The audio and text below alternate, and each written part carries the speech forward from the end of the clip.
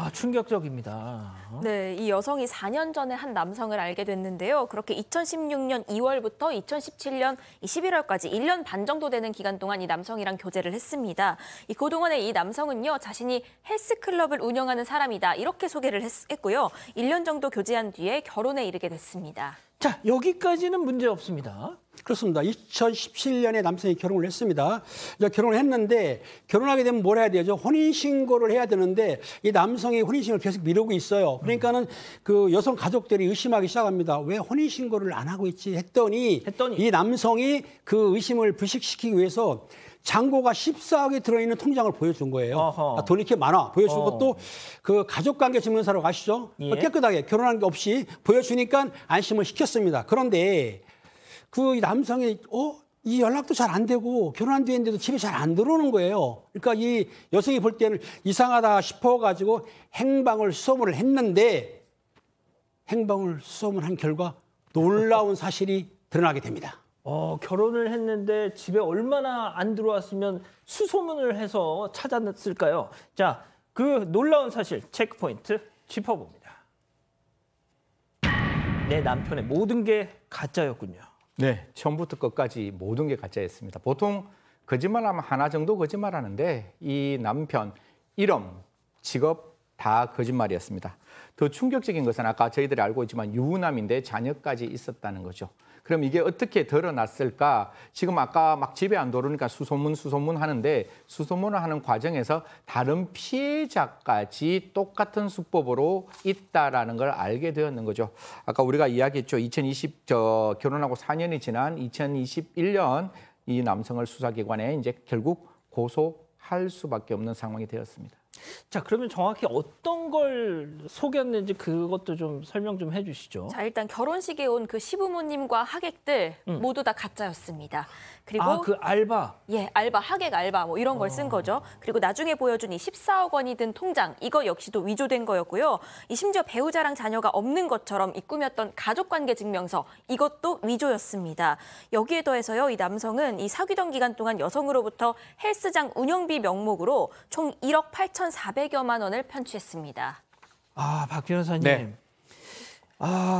알바 부모, 알바 하객, 이 동원해서 가짜 결혼식.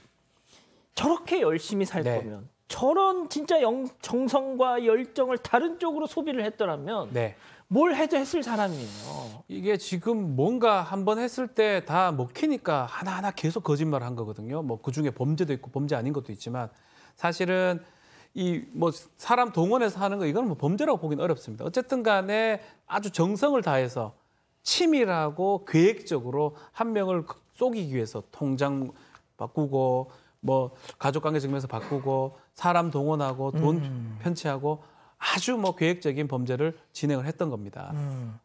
자, 승현님. 네.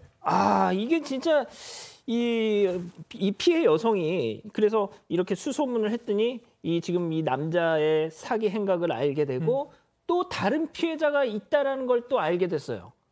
야, 그럼 이거는 진짜 그냥 초보가 이렇게는 못하잖아요. 역시나 아니나 다를까. 피해자가 얼마만큼 드러날지 좀 수사를 제대로 진행해야 되는 부분이라고 생각하는데요. 저는 앵커의 말에 전적으로 공감합니다.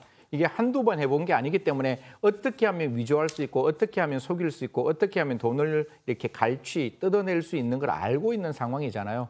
그렇게 피해자들에게 자기의 사랑이라는 것을 허울 삼아서 그 사람께 그런 걸 한다는 거는 제가 봤을 때 굉장히 죄질이 안 좋기 때문에 결국 가짜 부모님 하객 동원해서 결혼했죠. 14억 잔고 위조했죠. 가족관계 증명서 위조했죠. 또 다른 피해자가 있다. 분명히 여죄 수사 필요하다는 말씀드리겠습니다.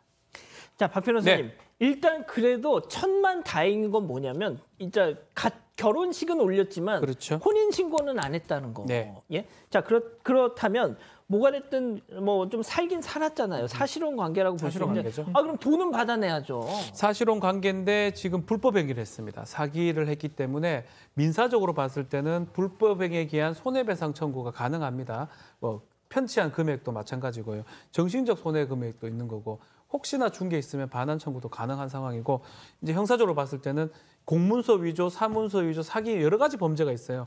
이 통장 같은 거는 뭐 사문서일 수도 있는데 이 가족관계 증명서 같은 경우는 공문서 위조입니다. 사실 최근에 와서 위조 범죄들이 별로 없는 게 그 위조 범죄가 사실은 뭐 하려면 다 할 수 있어요. 왜냐하면 이 컴퓨터 기술 같은 게 발전해 있기 때문에.